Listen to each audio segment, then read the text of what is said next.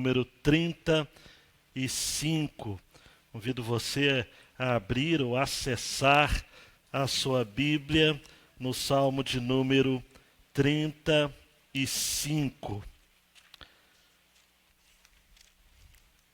Obrigado porque você está nos acompanhando aí.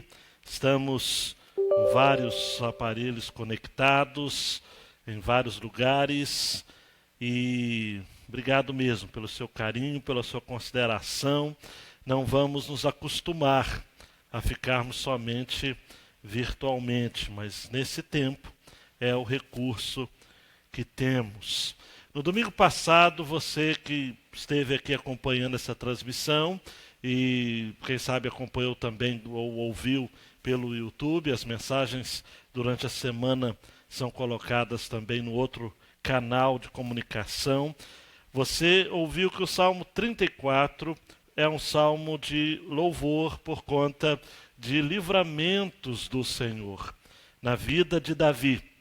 Sobretudo, um livramento em especial, e compartilhei aqui, foi quando ele esteve por algum tempo junto ao rei Aquis, também chamado de Abimeleque. Abimeleque é o termo real, tipo um nome, um título real, rei dos filisteus.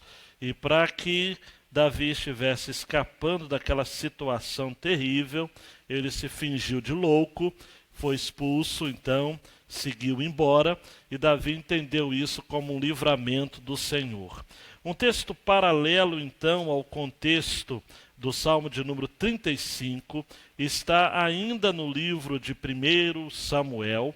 É um livro que você precisa estar lendo, sobretudo alguns capítulos antes, para que você esteja entendendo o seu contexto. Essa história de Davi que foge de Abimeleque fingindo-se de louco está em 1 Samuel 21, 10 a 15. Aí no capítulo 23 de 1 Samuel, Davi liberta a cidade de Keila, justamente dos filisteus, e Saul e seus homens estão em seu encalço. E o contexto, a chave para abrir o contexto do Salmo de número 35 está justamente em 1 Samuel 23, verso 14. Se você acessar aí, 1 Samuel 23, 14, vai dizer assim: Davi ficou no deserto, em lugares seguros, permanecendo na região montanhosa, no deserto de Zif. Saul o procurava todos os dias, mas Deus não o entregou nas suas mãos. Preste atenção somente nessa frase final aqui. Saul o procurava todos os dias, mas Deus não o entregou nas suas mãos. Essa é a chave. Saul o procurava todos os dias. E aí então vamos ler o Salmo de número 35 e você vai entender melhor. Senhor, defende-me dos que me atacam. Luta contra os que lutam contra mim. Toma o escudo pequeno e o grande e levanta-te para me socorrer. Empunha a lança e a flecha contra os que me perseguem. Dize à minha alma, eu sou a tua salvação. Sejam envergonhados e humilhados os que me perseguem. Voltem atrás e se confundam os que tramam o mal contra mim. Sejam como a palha ao vento quando o anjo do Senhor os dispersar. Seja o caminho deles tenebroso e escorregadio, e o anjo do Senhor os persiga. Pois prepararam-me sem motivo uma armadilha, cavaram sem razão uma cova para mim. Venha a destruição inesperadamente sobre eles, e prenda-os à armadilha que prepararam, caiam eles mesmos nessa destruição. Então minha alma se regozijará no Senhor e se alegrará na sua salvação. Todos os meus ossos dirão, ó Senhor, quem é como tu, que livras o fraco de quem é mais forte do que ele? Sim, o pobre e o necessitado daquele que o rouba. Testemunhas perversas levantam-se, interrogam-me sobre coisas que desconheço, pagam-me o mal com o bem. ou melhor, o bem com o mal, causando-me luto na alma. Mas quando eles estavam enfermos, eu me vestia de panos de saco, humilhava-me com jejum e orava, reclinando a cabeça sobre o peito. Agia como se fossem meu amigo ou irmão. Eu andava cabisbaixo, lamentando-me como quem chora por sua mãe. Mas quando eu tropeçava, eles se alegravam e se uniam. Homens miseráveis que eu não conhecia, uniam-se contra mim e difamavam-me sem cessar. Como zombadores hipócritas, rangiam com maldade os dentes contra mim. Ó Senhor, até quando contemplarás isso? Livra-me da violência deles, salva minha vida dos leões. Então te darei graças na grande assembleia e te louvarei entre grande multidão. Não riam de mim os que por nada são meus inimigos, nem tramam com olhares os que me odeiam sem motivo, pois não falam de paz, pelo contrário, inventam palavras enganosas contra os que vivem quietos na terra. Escancaram contra a minha boca e dizem, nossos olhos viram. Tu viste, Senhor. Não te cales, Senhor, não te distancies de mim. Acorda e desperta para o meu julgamento, para a minha causa. Deus meu e Senhor meu. Senhor meu Deus, justifica-me segundo a tua justiça e não se regozijem eles por minha causa. Não digam no coração, vede, cumpriu-se o nosso desejo. Não digam, acabamos com ele. Sejam envergonhados e juntos cobertos de vexame os que se alegram com a minha desgraça. Cubram-se de vergonha e de confusão os que me menosprezam. Cantem de júbilo e se alegrem os que têm prazer na minha retidão. E digam de contínuo, seja engrandecido o Senhor que tem prazer na prosperidade do seu servo. Então meus lábios proclamarão tua justiça e teu louvor o dia todo.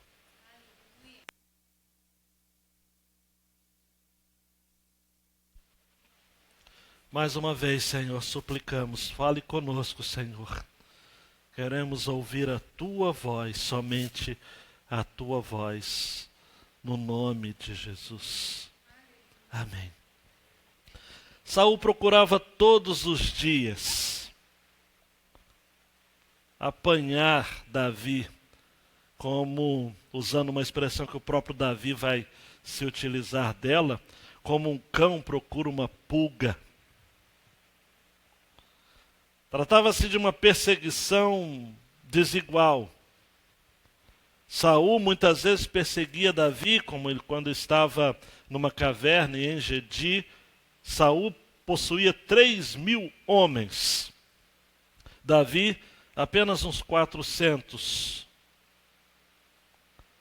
Davi tentou preservar a vida de Saul e o fez por 2 vezes, tendo a oportunidade de matá-lo, e não o fez por temê-lo, aquele que ele considerava ungido do Senhor. Mas Saul, como um louco, procurava Davi, se invejava de Davi. Seu coração estava cheio de ódio, de ressentimento. Davi, então, ao invés de se utilizar de justiça ou de autojustiça, justiça própria, ao invés de se utilizar de um ódio mortal também, aquele a quem era odiado, Davi se reporta ao Senhor. Davi nos ensina então, e essa é a grande ideia, João Marcos vai soltar em tela, diante dos nossos opositores, Deus se levanta como nosso defensor. E por conta disso, a igreja pode cantar hinos de louvor o dia todo. Em semelhança, amados e amadas de Davi, a igreja do Senhor Jesus, por conta do exemplo do próprio Jesus, tem sido perseguida também ao longo da história. Eu não vou logo nessa introdução pontuar aqui vários momentos em que a igreja tem sido perseguida. Ao meu ver, nós estamos neste contexto contemporâneo. Mas o meu ponto aqui é dizer o seguinte: Davi estava apontando para o rei que viria, Jesus, que também fora alvo de perseguição, de pessoas próximas a ele, de testemunhas falsas, e ele como cordeiro, para cumprir as escrituras, vai para o matadouro, ele foi de modo silencioso, sem procurar se defender em nenhum momento. Outros homens e mulheres de Deus ao longo da história também têm se portado assim. Se você for reparar nesse texto, este salmo, Spurgeon disse, é um apelo ao céu de um coração corajoso, de uma consciência limpa, irritado pelas medidas por opressão, malícia. Mas o Senhor de Davi pode ser visto aqui pelo olho espiritual. A estrutura do salmo é muito simples, se você for olhar para mim com interesse, e no texto também em especial. Você repara que há sempre uma oração, um reclamo, um lamento, e depois uma resolução. Depois mais lamento e outra resolução. Depois mais lamento e outra resolução. Quer clareza quanto a isso? Versículos de 1 até 9. Como termina o versículo 9? Então minha alma se regozijará no Senhor e se alegrará na sua salvação. Primeira porção. Senhor, defende-me. Então minha alma se regozijará no Senhor e se alegrará na sua salvação. O segundo bloco, versos 10 até 18. Onde ele fala, Senhor, até quando verás isto? E versículo 18, então te darei graças na grande assembleia e te louvarei entre grande multidão. Lamento, resolução. Lamento, resolução. Terceiro e último bloco, começando no verso 19, terminando no verso 28, então meus lábios proclamarão tua justiça e o teu louvor o dia todo. Lamento e resolução final, onde Davi diz, Senhor, engrandecido seja o seu nome. Senhor, seja engrandecido. Lamento, resolução. Lamento, resolução. Lamento, resolução. Dando um clique a primeira, Senhor, defenda-me. As expressões aqui são características de um coração aflito. Versículo 1. Senhor, defende-me dos que me atacam. Luta contra os que lutam contra mim. Davi vai além, Senhor, toma o escudo pequeno e o grande. O escudo pequeno defendia apenas o peito, a altura do peito. O escudo grande defendia, protegia o corpo inteiro. Levanta-te para me socorrer. Davi chega a dizer no versículo 3, Senhor, empunha a lança e a flecha contra os que me perseguem. Que a minha alma possa dizer, ou melhor, diga à minha alma, eu sou a tua salvação. Que a minha alma ouça isso, perceba isso, experimente isso. Versículo 4, sejam envergonhados e humilhados os que me perseguem. Voltem atrás e se confundam os que tramam mal contra mim. Seja como palha ao vento, isto é, Senhor, que eles se esvaem pelo vento, que eles não tenham raízes, que eles não se firmem ao meu encalço. Quando o anjo do Senhor os dispersar, cita anjo do Senhor, tanto no versículo 5, quanto no versículo 6, quando vai dizer, seja o caminho deles tenebroso e escorregadio, e o anjo do Senhor os persiga. No versículo 7 diz, olha, eles prepararam sem motivo uma armadilha, cavaram sem razão uma cova para mim. E versículo 8 ao desejo de, olha, venha destruição inesperadamente sobre eles, prenda-os na armadilha que prepararam e que eles caiam eles mesmos nessa destruição. E aí a resolução, então minha alma se regozijará no Senhor e se alegrará na sua salvação. Amados e amadas, um comentarista chegou a dizer de que encontramos agonia neste cântico. O cantor está cercado de inimigos. Eles estão brigando com ele. lutando contra ele, estão tramando contra ele. A gente percebe até, ao ler esse texto, esse lamento inicial, a voz em sofreguidão. Nós podemos até, amados, acompanhar os batimentos cardíacos acelerados do salmista. Temos que nos colocar no lugar dele. Este salmo é tão espiritual quanto os outros. Até mesmo porque o que encontramos de valor nesse salmo é o fato de que em todas as circunstâncias a alma do salmista estava voltada para Deus. Por isso que ele começa dizendo: defenda-me. Pleiteia a minha causa, Senhor. A King James traduziu assim: advoga a minha causa. Faze-me justiça, ó Deus, diz o Salmo 43, 1. E pleiteia a minha causa contra a nação ímpia. Livra-me do homem fraudulento e injusto. A identificação dos inimigos é fácil. Eles são pintados com cores bem vívidas. A primeira imagem que nós temos aqui é de um contexto judicial. Defenda a minha causa. Seja o meu advogado, Senhor. Pleiteia a minha causa. O Salmo 119, 154, o salmista falou também da mesma linha. Pleiteia a minha causa. Livra-me. Vivifica-me segundo a tua palavra. Trata-se de um apelo para o Senhor fazer justiça, fazer salvação, libertar.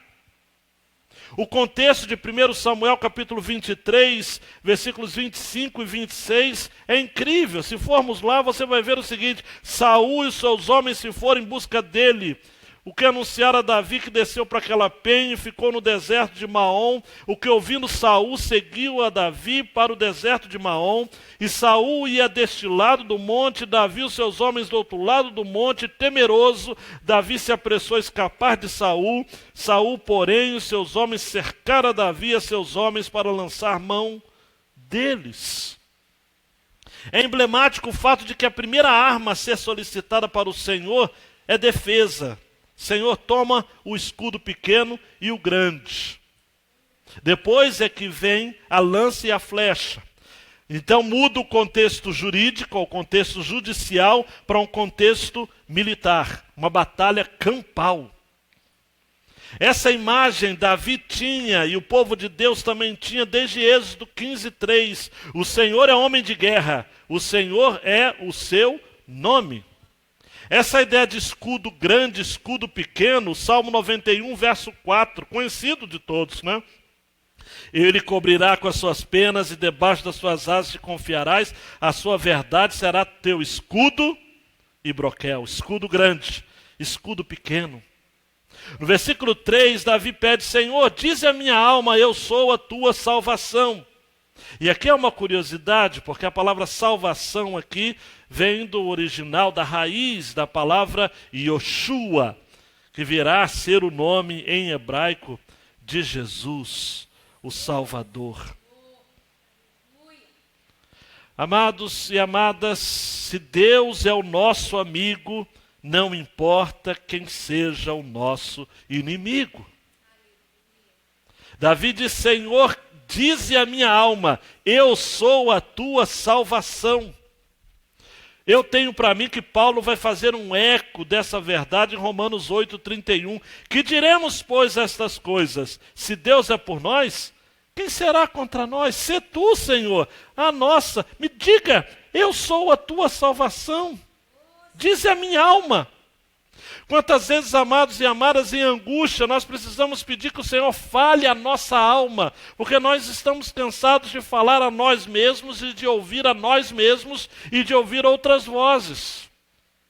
Abrindo um parênteses aqui, ontem ou hoje, acredito que foi ontem, entre ontem e hoje, o ministro da Saúde falou: assistam menos noticiários. Não é? Ele não falou para não assistir, mas ele disse: assistam menos. São muitas vozes que ouvimos. E o salmista então diz: Senhor, dize a minha alma, eu sou a tua salvação. Nos versos 3 e 4, por duas vezes a expressão me perseguem.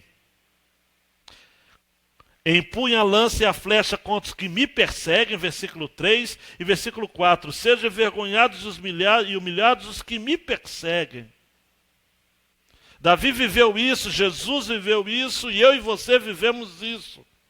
O Salmo 27 também casa com este contexto. O Senhor é a minha luz e a minha salvação, a quem temerei? O Senhor é a força da minha vida, de quem me recearei? Quando os malvados, meus adversários e meus inimigos se chegaram contra mim para comer as minhas carnes, tropeçaram e caíram, ainda que um exército me cercasse, o meu coração não temeria, ainda que a guerra se levantasse contra mim, nisto confiaria. Me perseguem. Me perseguem. Um contexto muito próximo, amados, a quem sabe o que você está vivendo. O salmista diz, olha, que eles não tenham raízes, que eles não tenham estabilidade, que eles sejam como a palha ao vento. Eu me lembro do Salmo 1, né? Não são assim os ímpios, mas são como a moinha que o vento espalha. E aí, versículos 5 e 6, a expressão anjo do Senhor, que faz coro com a expressão do Salmo passado, Salmo 34, 7.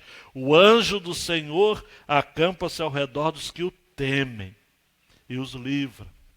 O anjo do Senhor tem compromisso com aquele que faz parte do povo do Senhor. O anjo do Senhor acampa-se ao redor dos que o temem e os livra.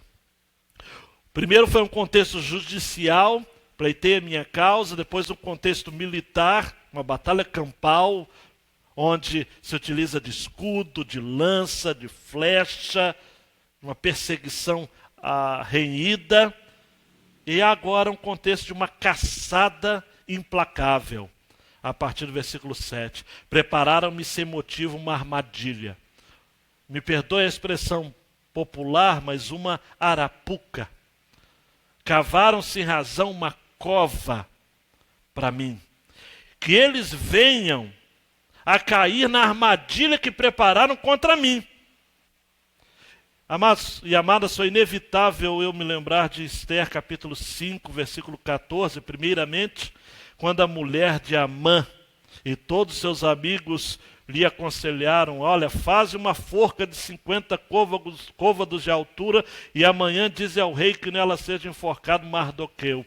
Mardoqueu era tio de Esther, homem de Deus, um conselheiro, um mentor espiritual da rainha Esther. E Amã manda fazer a forca com toda essa medida direitinho, 5,14.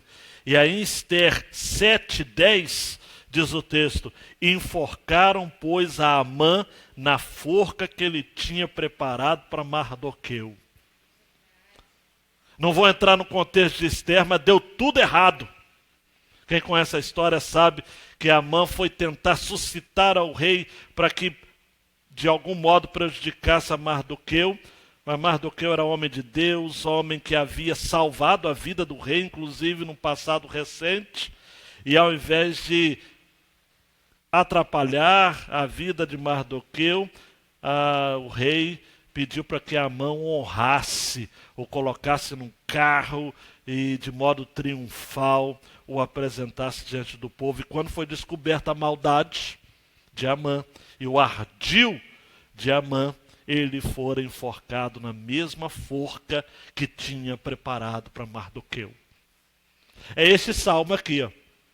Venha a destruição, versículo 8, inesperadamente sobre eles, preste atenção nessa palavra, inesperadamente, e prenda-os à armadilha que prepararam, caiam eles mesmos nessa destruição. Quem lhe defende é o Senhor. E Ele é justo.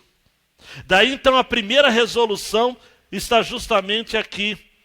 No versículo 9, então a minha alma se regozijará no Senhor e se alegrará na sua salvação. O desafio aqui exposto nessa resolução é manter a nossa alegria em meio às incertezas da vida. Se eu sei que o Senhor, não importa se o contexto é judicial, se o contexto é militar, ou se o contexto é de uma caça, implacável, não importa em quais situações eu esteja na minha vida, ou quantos inimigos ferrenhos eu tenho ao meu encalço, eu creio que a minha defesa virá do Senhor, a minha salvação virá do Senhor, de modo que a minha alma se alegrará no Senhor e alegrar-se-á na sua salvação. Alegria. Quando a gente fala, amados, John Piper vai dizer, quando a gente fala de alegria em Deus, é de uma alegria, é de uma felicidade alegre que tem raízes no decreto eterno de Deus. Foi comprada pelo sangue de Cristo. Surge no coração nascido de novo por causa do Espírito de Deus. Acorda em arrependimento e fé. Constitui a essência da santificação e semelhança de Cristo. Dá surgimento a uma vida de amor, uma paixão por redimir o mundo, segundo a imagem de Deus. E para terminar, Piper diz, a alegria em Deus é uma realidade maciça, planejada, comprada e produzida por Deus na vida de seus eleitos para a glória do seu nome. A sua alegria está mantida, a sua alegria está assegurada. Não importa se você é caçado, não importa se você tem sido alvo de emboscadas, não importa se você tem sido alvo de inimigos que ferrenhamente lhe perseguem a ponto de você suplicar para que o Senhor entre com providência, com armas, ou com defesas, ou com argumentos jurídicos. Não importa, meu amigo, não importa, minha amiga, queridão, queridona, é o Senhor quem age em seu favor, de modo que você vai manter a sua alegria, independente das circunstâncias, independente daquilo que estamos vivendo nesse contexto de isolamento social, independente daquilo que estamos vivendo em termos de incertezas em relação ao futuro, de como ficarão os nossos empregos, de como ficarão as nossas dispensas. Independente de tudo, a nossa alegria é uma alegria maciça, planejada, comprada e produzida por Deus na vida dos seus eleitos, na vida da sua igreja, para a glória do próprio Deus. Lamento, resolução. Mais um ponto agora, o segundo, mais lamento. E o lamento eu resumi esse segundo lamento como: Senhor, até quando verás isso? Até quando verás isso? O segundo lamento começa no versículo 10 dizendo o seguinte: olha, todos os meus ossos dirão: ó Senhor, quem é como tu que livras o fraco de quem é mais forte do que ele? Senhor, quem é como tu que atendes o pobre e o necessitado? E daí então Davi começa a dizer de que ele havia sido alvo de testemunhas perversas, testemunhas mentirosas, falsas testemunhas, pessoas inescrupulosas. Eu não sei se você conhece gente assim, gente inescrupulosa, gente que paga o bem com o mal, gente que causa luto na alma. E aí a partir do versículo 13, é uma delícia aqui de argumento, embora muito doloroso. Davi fala o seguinte: olha, quando eles estavam enfermos, eu me vestia de panos de saco, eu me humilhava, eu sofria junto, eu chorava, eu orava, como se fossem, eu agia com eles como se fossem amigos, irmãos. Eu andava cabisbaixo, eu lamentava-me como quem perde ou chora por sua mãe. Mas versículo 15, Davi fala: mas quando eu tropeçava, isto é, você já fez o bem a quem, quando você precisou, agiu com indiferença? Davi está dizendo isso. Mas quando eu tropeçava, eles se alegravam, se uniam. Homens miseráveis que eu não conhecia uniam-se contra mim, difamavam sem cessar, eram zombadores hipócritas, rangiam com maldade os dentes contra mim. Essa expressão no original hebraico, rangir os dentes, é rosnavam. É isso que você está pensando. É igual cachorro. Rosnavam. Daí Davi, amados, apela no versículo 17: ó Senhor, até quando contemplarás isso? Livra-me da violência deles, salva minha vida dos leões. Ele busca uma imagem na sua mente do que seria tão violento quanto a ação daqueles homens. Ele diz o seguinte: olha, são leões. São leões. São como leões. E daí a resolução: então te darei graças na grande assembleia, e te louvarei entre a grande multidão. Senhor, até quando verás isso? Diferentemente do que ocorre na mentalidade atual, amados, não há antagonismo entre crescimento da economia com justiça social.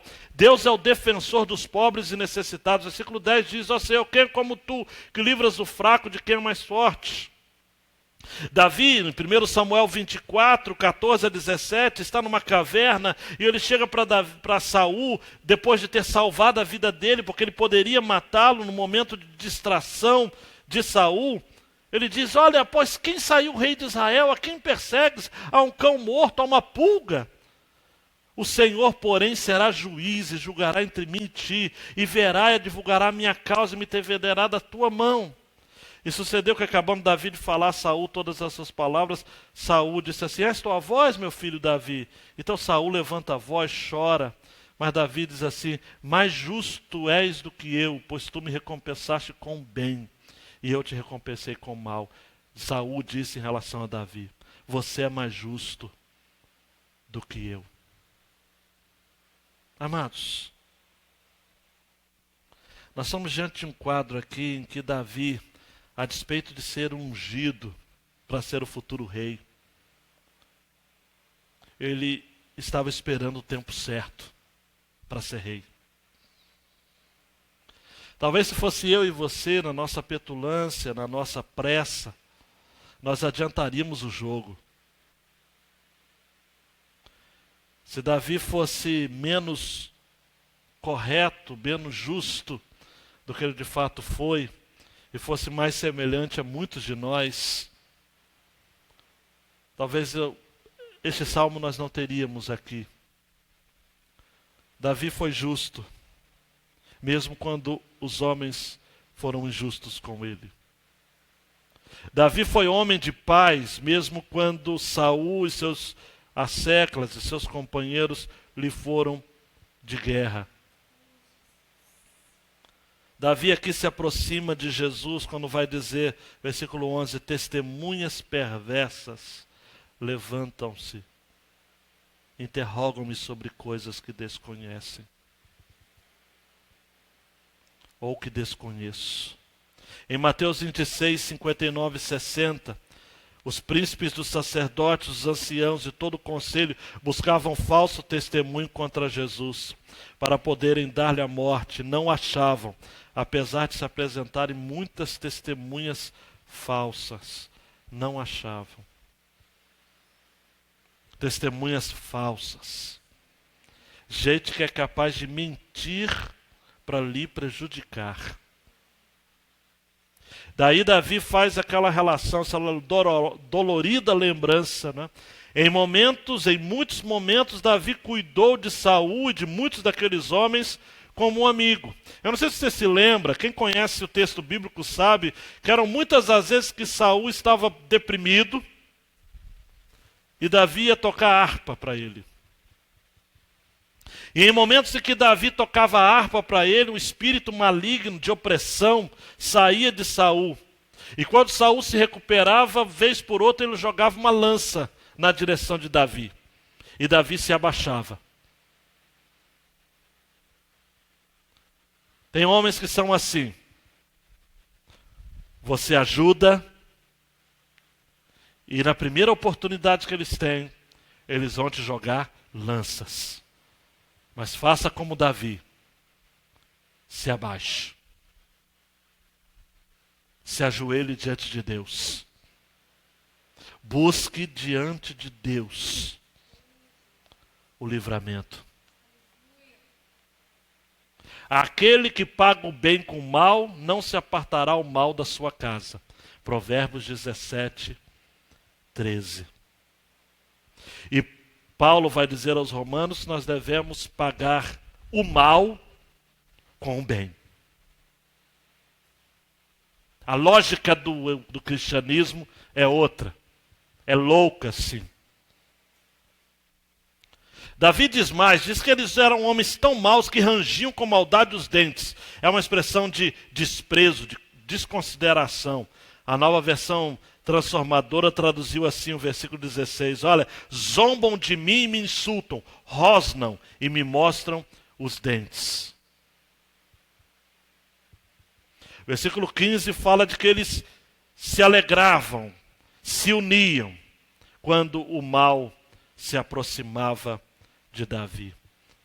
Daí que o versículo 17, ele vai dizer: Senhor, até quando contemplarás isso? Livra-me da violência. Eu ouvi essa expressão até quando, eu me lembrei de dois textos. Vários textos, mas eu vou citar só dois. Salmo 6, 3. Até a minha alma está perturbada. Mas tu, Senhor, até quando? E me lembrei de Abacuque 1, 2. Até quando, Senhor? Clamarei e tu não me escutarás? Gritar-te-ei violência e não salvarás? Quantas são as vezes em que nós dizemos para Deus: até quando, Deus? Eu acho que eu não vou aguentar. Está pesado demais. Davi viveu isso. Mas Davi termina esse segundo bloco de lamento com uma resolução. Versículo 18. Então te darei graças na grande assembleia e te louvarei entre grande multidão. Em outras palavras, amados e amadas, e o R. Wisby vai dizer isso, Davi sabia que a seu tempo Deus o recompensaria por sua fidelidade. Ele só não tinha ideia de quando isso acontecia. Por isso que a primeira resolução, ele fala de um tom pessoal, o aspecto pessoal da sua fé e da sua adoração. Então a minha alma se regozijará no Senhor e se alegrará na sua salvação. Agora a segunda resolução é uma expressão de louvor comunitário. Ele quer voltar a se reunir com a igreja. Por isso ele diz: então te darei graças na grande assembleia e te louvarei entre grande multidão. Daí então é o desafio, amados. Essa resolução é o desafio de voltar a congregar quando sofremos decepções com membros da nossa própria igreja. O que Davi tem a nos ensinar aqui é justamente isso. O que fazer quando testemunhas perversas surgem do meio da igreja? O que fazer quando no meio do povo de Deus ou quando no meio familiar? Pessoas a quem ajudamos e quando elas estão bem, ao invés de ser gratas a nós, elas são tacanhas, elas são mesquinhas, elas são maldosas, elas rosnam os dentes como um cachorro bravo na nossa direção. O que fazer quando Deus parece que não está fazendo nada, não está vendo nada? A resolução de Davi é: eu darei graças ao Senhor me reunindo com o povo de Deus. Na revista atualizada, o versículo 18 diz: dar-te-ei graças na grande congregação, louvar-te-ei no meio da multidão poderosa. Amados, o louvor a Deus pessoal é importante. Mas como nós estamos sentindo falta do louvor comunitário? C.S. Lewis vai dizer de que ao conclamar todas as pessoas a louvar a Deus, os salmistas estão fazendo o que todos os homens fazem quando falam sobre as coisas com as quais se importam. Todos os salmistas se importavam com a adoração pública. Por isso que nós também precisamos nos importar e desejar ardentemente a volta dos cultos públicos, para que juntos possamos louvar e sermos gratos ao Senhor. Terceiro e último lamento, na verdade, é um lamento que procura engrandecer ao Senhor. Seja engrandecido o Senhor. Ele fala agora, amados, dos versos 19 até o verso 28, dos seus inimigos ainda. O tom é de lamento. Ele tira aqui um outro print, um outro retrato dos inimigos, realçado aqui com mais detalhes ainda, quando diz assim: olha, não riam de mim os que por nada são meus inimigos, nem tramam com olhares os que me odeiam. A ideia de tramar com olhares, a ideia aqui no original é de gente que fica piscando os olhos quando estão diante de você, como que se utilizando desse artifício para zombar. para lhe desacatar. Tramam com olhares. Falam de paz, versículo 20, mas pelo contrário inventam palavras enganosas contra os que vivem quietos na terra. Mesmo você sendo quieto, manso, uma mansa, há pessoas maldosas inventando palavras. Escancaram contra a minha boca e dizem, nossos olhos viram. Gente que celebra a sua derrota. Tu viste, Senhor, e não te cales, Senhor, não te distancies de mim. 23, acorda, desperta para o meu julgamento. Ele volta para o tema do início, para a minha causa, Senhor. Versículo 24, justifica-me segundo a tua justiça, não se regozijam eles. Versículo 25, que eles não digam, vejam, cumpriu-se o nosso desejo. Que eles não digam, acabamos com ele, que eles sejam envergonhados, juntos, cobertos de vexame, os que se alegram com a minha desgraça, que eles se cubram de vergonha, de confusão. E daí o salmista termina, que cantem de júbilo e se alegrem os que têm prazer na minha retidão. Senhor, ainda tem gente do meu lado, e que digam de contínuo, seja engrandecido o Senhor que tem prazer na paz, na prosperidade do seu servo. E a última resolução, então meus lábios proclamarão tua justiça e o teu louvor o dia todo.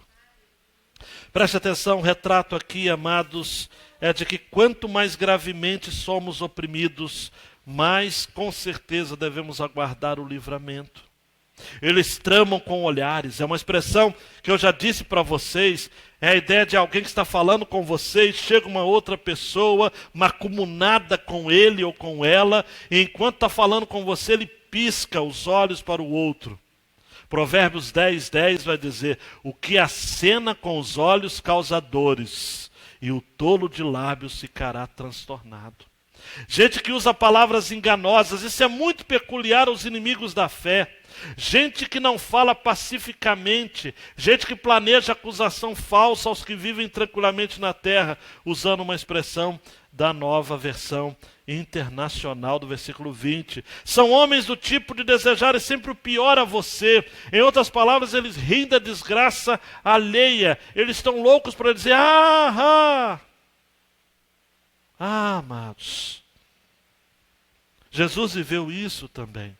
Lucas 11, 53, 54 vai dizer que dizendo-lhes ele isto, começaram os escribas, os fariseus a apertá-lo fortemente e a fazê-lo falar acerca de muitas coisas, armando-lhe ciladas, procurando apanhar da sua boca alguma coisa para o acusarem. Daí o salmista repete, Senhor, defende-me então, desperta para o meu julgamento.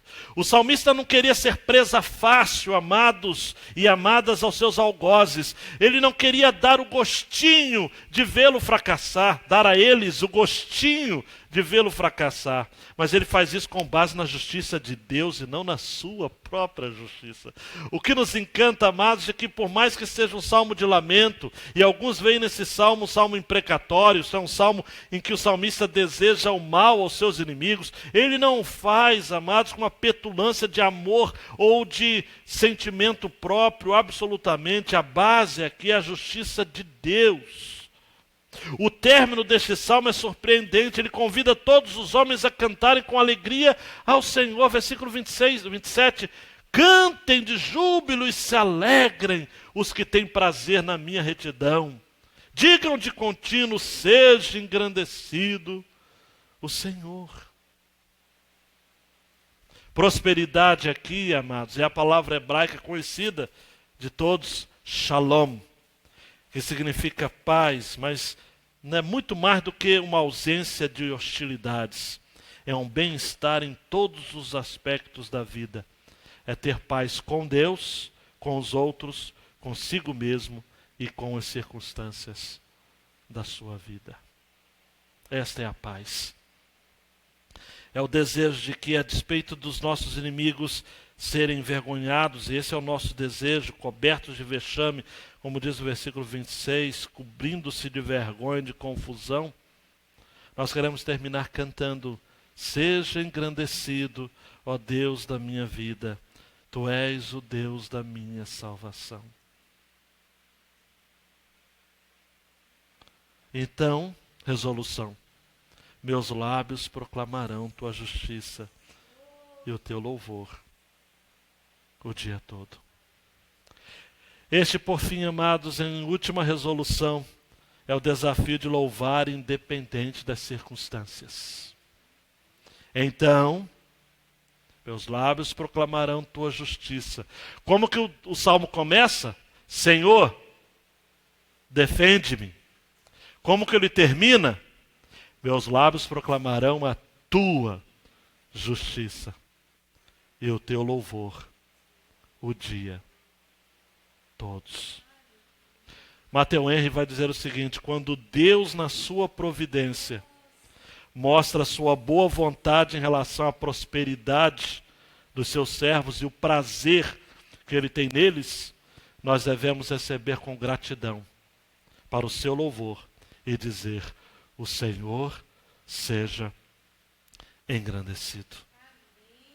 Me permitam-me a simploriedade do meu argumento, mas é para ser claro mesmo.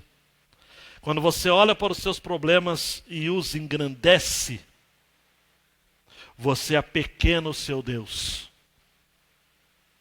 Mas que quando você olha para Deus e o engrandece, você apequena os seus problemas.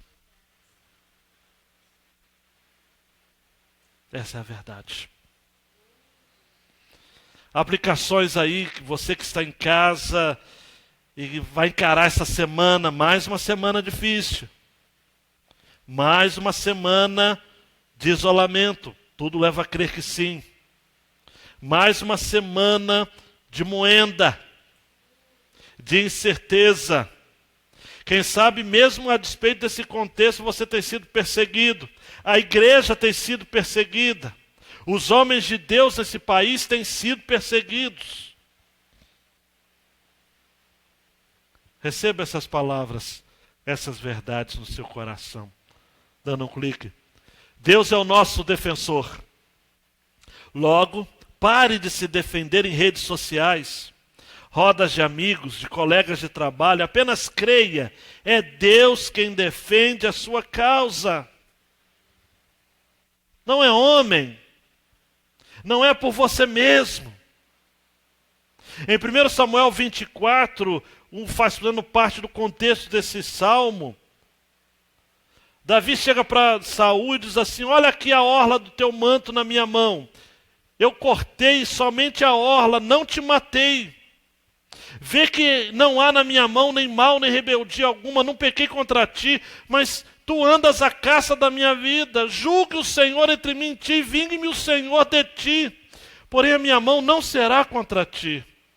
E ainda no mesmo texto, Davi vai dizer: o Senhor, porém, seja juiz e julgará entre mim e ti, e verá e advogará a minha causa, e me defenderá da tua mão. Amado e amada, você não terá que colocar as mãos para fazer absolutamente nada. Deus fará por você. Provérbios 22, 23 diz: porque o Senhor defenderá a sua causa em juízo, e aos que o roubam, Ele lhes tirará a vida. Não se trata do que você vai fazer ou do que você vai estar contando para que as pessoas façam. O que vale é a sua confiança de que é Deus que lhe defende. É Deus quem age em seu favor. É Deus. Verdade é, amados, essa é a outra aplicação. Somos cercados por pessoas más. Fato é que as pessoas erram com você e você erra com as pessoas. Nós temos de ser cuidadosos ao examinar o nosso coração, pois pode ter alguém chorando agora por algo que dizemos ou fizemos recentemente. Eu quero agora ensinar a você um outro princípio junto com a palavra de Deus. Vivemos esse texto e nós corremos o risco de nos colocarmos na posição de Davi. Somos os perseguidos, somos os caçados, somos aqueles a quem falsas testemunhas têm desferido palavras enganosas a nosso respeito. Mas quem sabe, eu e você, em momentos esporádicos da nossa vida, quem sabe agora mesmo, você vai se identificar como aquele que acusa, aquele que persegue, aquele que inventa o mal, aquele que menospreza, aquele que desrespeita, aquele que desonra. Quem sabe agora mesmo não tem alguém chorando por algo que você falou, por algo que você fez. Por isso que eu quero suscitar e desejar no seu coração que você faça a seguinte oração, Salmo 139, 23 e 24. Sonda-me, ó Deus, e conhece o meu coração, prova-me e conhece os meus pensamentos, e vê se há em mim algum caminho mau, e guia-me pelo caminho eterno. Se isso não fosse suficiente, eu quero propor a você também o Salmo 19, 12 e 13. Quem pode entender os meus erros, ou seus erros? Expurga-me tudo os que me são ocultos. Também da soberba guarda o teu servo, para que se não assenhorie de mim. Então serei sincero e ficarei limpo de grande transgressão. Faça essa oração agora. Sonde o seu coração. Quem sabe existe alguém que hoje mesmo, hoje à noite, você vai precisar entrar em contato, dizendo: me perdoa, eu agi errado a seu respeito, eu falei com desrespeito, eu lhe desonrei, me perdoa. Vamos reforçar os nossos vínculos de aliança. Terceira aplicação. Volte a se alegrar com os feitos do Senhor e sua história. Em uma sentença, não jogue a sua vida fora. Aproveite o tempo de isolamento social para abrir um canal de comunicação com Deus, porque você pode estar isolado das pessoas, você pode estar isolado dos seus pais, você pode estar isolado dos seus amigos, você pode estar sendo isolado dos seus irmãos em Cristo, mas você não está sendo isolado de Deus. Ele está a uma oração à sua distância. E você pode dizer, como Maria disse em Lucas 1, 46 e 47, a minha alma engrandece ao Senhor e o meu espírito se alegra em Deus, meu Salvador. E vai poder dizer como salmista no Salmo 13, 5 e 6, mas eu confio na tua benignidade, na tua salvação se alegrará o meu coração, cantarei ao Senhor, porquanto me tem feito muito bem. Está na hora de você voltar a se alegrar no Senhor. Está na hora de você voltar a se alegrar pelos feitos do Senhor. Está na hora de você dizer: Deus, abre o meu coração. Eu preciso voltar a sonhar. Eu preciso voltar a acreditar. Eu preciso voltar a cantar ao Senhor. Outra aplicação: não guarde ressentimentos no seu coração. Mesmo que seus amigos hoje se tornem seus ferrenhos inimigos amanhã, aprenda com Jesus a oferecer a outra face e jamais revidar. Eu não estou falando que é fácil. Mas assim como Davi, que estava enfrentando essa situação de testemunhas perversas, de inimigos ao seu encalço, Jesus viveu isso em toda a sua vida. E Jesus disse isso no Sermão do Monte. Preste atenção. Se segurem na cadeira, no seu sofá. Mateus 5, 38 a 42. Ouvistes que foi dito olho por olho e dente por dente. Eu, porém, vos digo que não resistais ao mal, mas se qualquer que te bater na face direita, oferece-lhe também a outra. E ao que quiser pleitear contigo e tirar-te a túnica, larga-lhe também a capa. E se qualquer te obrigar a caminhar 1 milha, vai com ele 2. Dá quem te pedir e não te desvies daquele que quiser que lhe emprestes. Davi em nenhum momento quis fazer justiça pelas próprias mãos. Jesus em nenhum momento fez justiça com as suas próprias mãos. O texto vai dizer nos evangelhos claramente: ele não abriu a sua boca, e ele não abriu a sua boca. E eu e você precisamos aprender com ele isso. Mesmo que os nossos inimigos de hoje, os nossos grandes amigos de hoje, se tornem ferrenhos inimigos amanhã, não guarde ressentimento. Eles mudaram, mas você não é obrigado a mudar. Eles podem ter deixado de ser o que eram, mas você não pode deixar de ser quem Deus planejou que você fosse. E por último, o louvor da nossa igreja, após esse momento de crise, será incrível. Eu já me emociono ao imaginar a igreja cantando: Tu és fiel, Senhor. Não se acostume a cultuar pela internet. Nós temos tentado de tudo fazer com que você tenha conteúdo, material, devocionais, cultos transmitidos, mas não se acostume. Nós precisamos voltar a cantar de novo juntos. Nós precisamos voltar. Quantos amados e amadas já não estavam vindo à igreja antes mesmo dessa situação? Já não sentiam falta mais da comunhão dos santos, já não sentiam mais falta de cantar com os santos, já não sentiam mais falta de ouvir a palavra do Senhor. Mas após essa crise, eu tenho certeza que a igreja vai voltar a cantar e cantar forte. Tu és fiel, Senhor, tu és fiel, Senhor. E vamos dizer como salmista no Salmo 104, 33 e 35. Cantarei ao Senhor enquanto eu viver, cantarei louvores ao meu Deus enquanto eu tiver existência. A minha meditação acerca dele será suave, eu me alegrarei no Senhor. Desapareçam da terra os pecadores e os ímpios não sejam mais. Bendize a minha alma ao Senhor, louvai ao Senhor. Nós vamos cantar, amados. Thomas Tronco vai dizer no seu comentário devocional deste salmo que apesar do estado duradouro desses males aqui, Davi revela seu sofrimento, mas não o seu abandono da esperança de ver dias melhores modelados pelas mãos do Senhor eterno. Virão dias melhores. Repita aí na sua casa, junto dos seus, virão dias melhores. Aqui também virão dias melhores. Agora não, amados e amadas, sem sofrimento, sem perseguição. Não. Sofrimento virá. Eu quero terminar só falando algo desse filme. Paulo, o apóstolo de Cristo. Está na sua tela. Eu não quero fazer propaganda não, mas se você quer assistir pelo YouTube, é R$ 7,90 o aluguel do filme. O filme vale R$ 79, 790 até. R$ 7,90 você assiste esse filme no YouTube, Paulo, Apóstolo de Cristo. É um filme extraordinário. É um filme do ano 2018, feito nos Estados Unidos.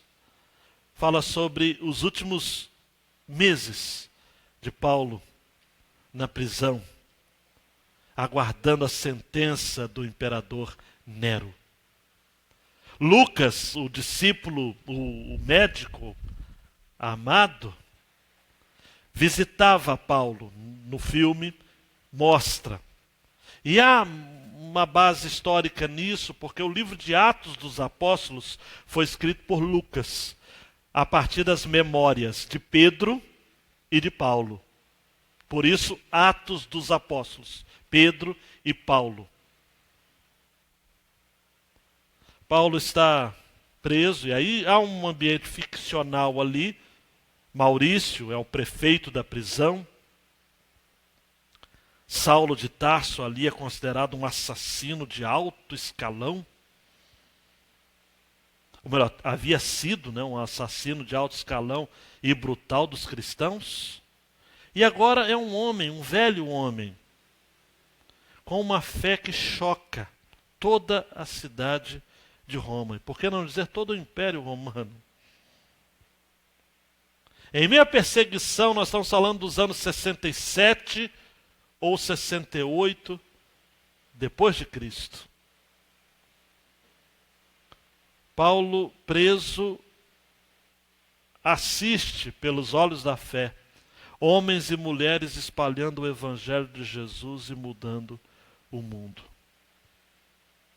É um filme com boa produção, um orçamento modesto.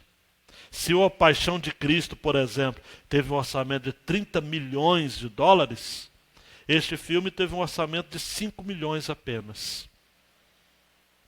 Então há algum detalhe em termos de edição, qualidade de imagem, direção, figurino, que vai ter alguma diferença. Mas para você que não é um crítico de arte, você vai entender que a mensagem do filme, a principal mensagem do filme, é relembrar de modo muito especial aos cristãos de que combater o bom combate pela fé em Cristo é fundamental, assim como viver coerentemente aquilo que Deus nos chama a pregar. Assim como Cristo foi perseguido, Seus discípulos foram perseguidos. E é um ótimo filme para a gente refletir nesse tempo que vivemos, onde tantos, preste atenção, têm vivido um cristianismo tão nominal, tão frio, tão pequeno, tão mesquinho. Paulo disse em sua segunda carta a Timóteo: os que querem viver piamente padecerão perseguições. Mas assim como aprendemos, dá um clique, João. Por favor. Diante dos nossos opositores, Deus se levanta como nosso defensor. E por conta disso, a igreja pode cantar hinos de louvor o dia todo. Abaixe a cabeça, reflita sobre isso.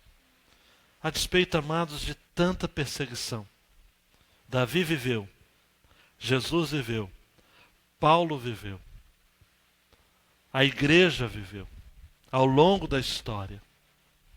Hoje estamos vivendo. Tanto descrédito, tanta desconsideração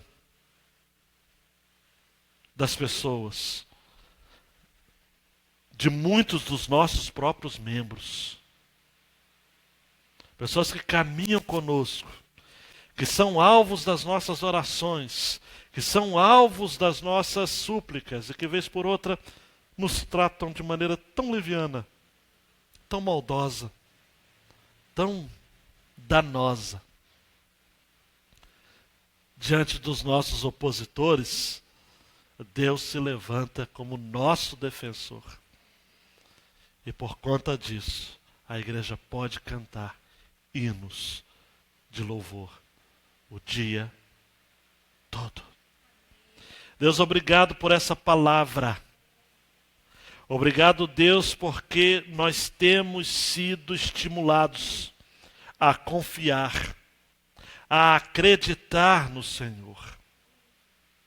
De modo, ó Pai, que mesmo que tenhamos homens maus de fora e homens maus de dentro da própria igreja, à semelhança de Paulo, como mostrada no filme que compartilhei agora por fim, ele pôde dizer, quando for executado dos portões de fora de Roma: combati o bom combate, acabei a carreira, guardei a fé.